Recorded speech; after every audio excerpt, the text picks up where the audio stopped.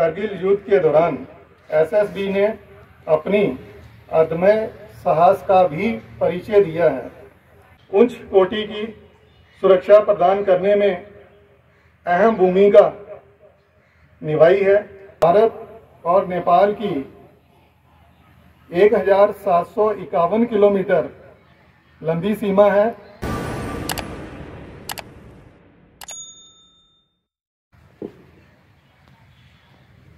परम आदरणीय श्री श्यामधनी राही विधायक ji, Shri Dhirendra Kishore DGM SBI Lucknow, Shri Ravi Kumar Sinha LDM SBI Siddharthnagar, Shri Mrityunjay Mishra निदेशक स्टेट बैंक ऑफ इंडिया ग्रामीण स्वरोजगार प्रशिक्षण संस्थान सिद्धार्थनगर, एसएसबी के अधिकारी, अधीनस्थ अधिकारी व बहादुर साथियों, स्टेट बैंक ऑफ इंडिया के हमारे सहयोगी, मीडिया बंधु तथा सीमांत क्षेत्र से सम्मानित ग्राम प्रधान एवं ग्राम निवासी और हाउस वायरिंग प्रशिक्षण प्राप्त करने हेतु पधारे प्रशिक्षकों का मैं तहे दिल से स्वागत करता हूं। 43rd बटालियन यहाँ उपस्थित सभी महानुभाव का स्वागत करते हुए मैं दिल की गहराइयों से आभार व्यक्त करता हूँ। जैसा कि आप सभी को ज्ञात है कि भारत चीन युद्ध के बाद वर्ष 1963 में एसएसबी विशेष सेवा ब्यूरो का गठन हुआ था। उस वक्त एसएसबी का प्राथमिक कार्य भारत की विदेशी खुफिया एजेंसी के लिए सशस्त्र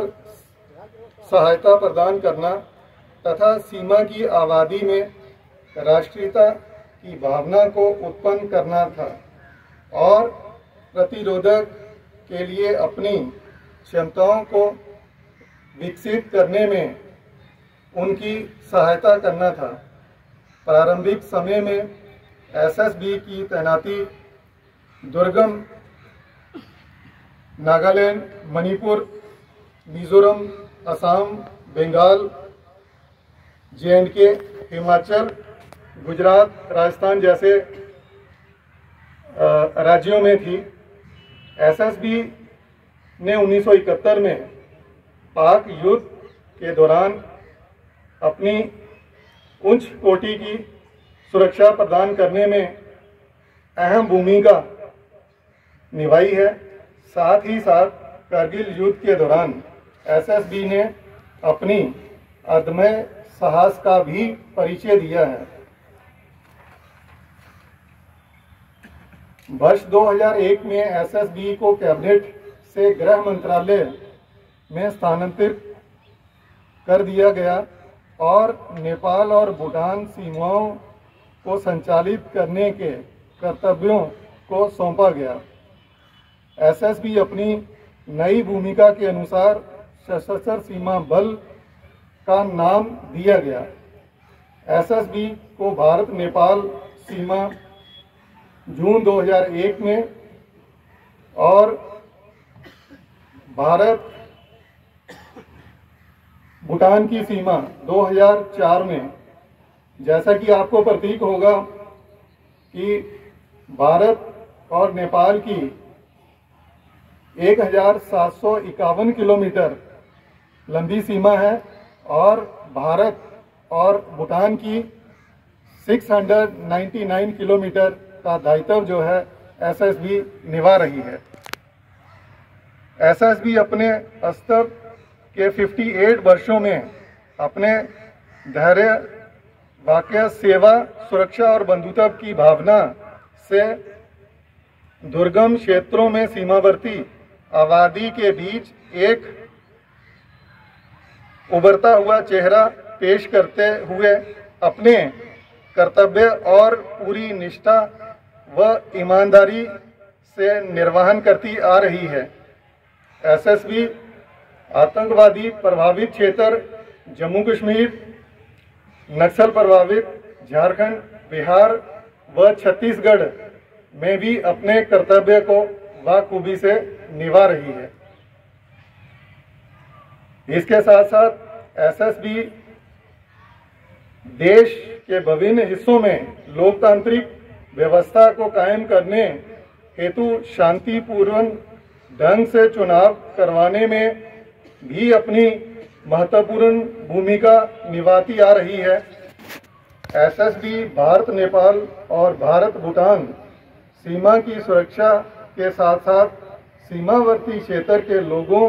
के उत्थान हेतु समय समय पर नागरिक कल्याण कार्यक्रमों का आयोजन कर नागरिकों की सेवा से अपने परिचय को प्रदर्शित करती आ रही है तथा अपने कार्यक्षेत्र के अंतर्गत कुल 684 गांव के नागरिकों के लिए समय समय पर नागरिक कल्याण कार्यक्रमों को आयोजन कर ग्रामीणों को कौशल विकास के क्षेत्र में रोजगार प्राप्त करने का अवसर से लाभान्वित करने के लिए हमेशा प्रयासरत रही है।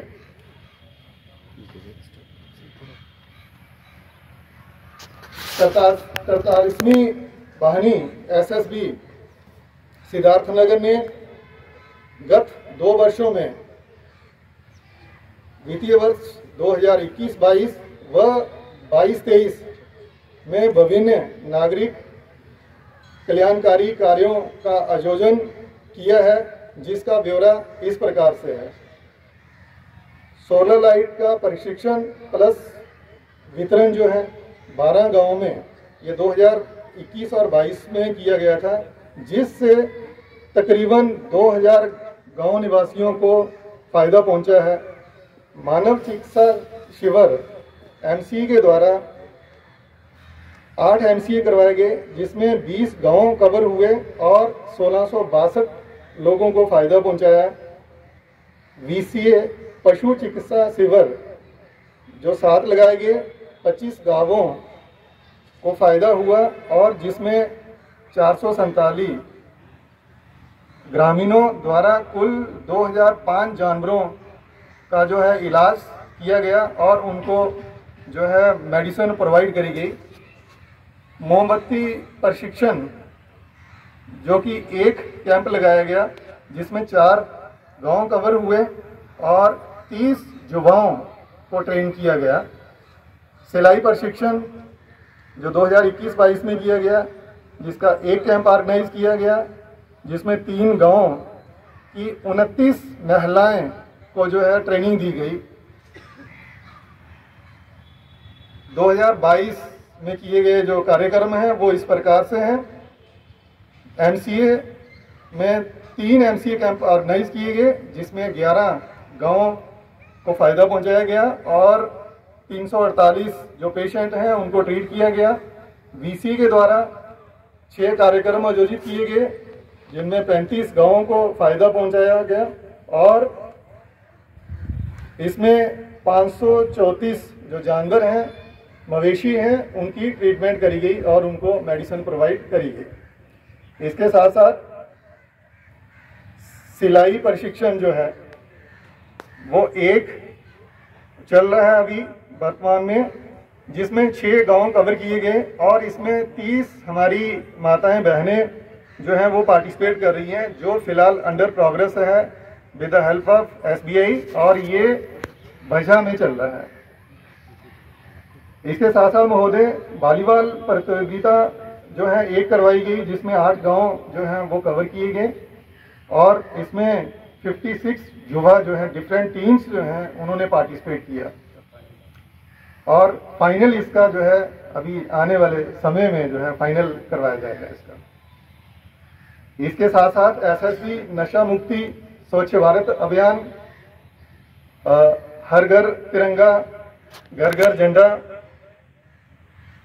वृक्षारोपण और सरकारी जो चाहे वो सेंट्रल गवर्नमेंट के द्वारा या स्टेट गवर्नमेंट के द्वारा जो भी जनहित के कार्यक्रम हैं उसका समय समय पे आयोजन करती आई है और साथ में जो अपने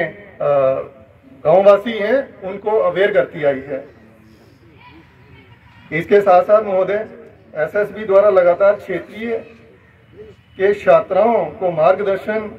करने के लिए जैसे army, navy, air force, paramilitary forces, इसमें भर्ती के लिए भी जो है लोगों को एजुकेट, जो जवान हैं हमारे, जो नौजवान हैं अनएम्प्लॉयड, उनको समय समय पे जो है अवेयरनेस कैंप ऑर्गेनाइज किए गए हैं, आयोजित किए गए हैं और आगे भी ये कार्यक्रम कंटिन्यू रहेगा। इसके साथ साथ cyber crime, anti human trafficking और बल श्रम इत्यादि इत्यादि के विषय में भी लोगों को समय समय पर जानकारी और वर्कशॉप ऑर्गेनाइज करते आए हैं।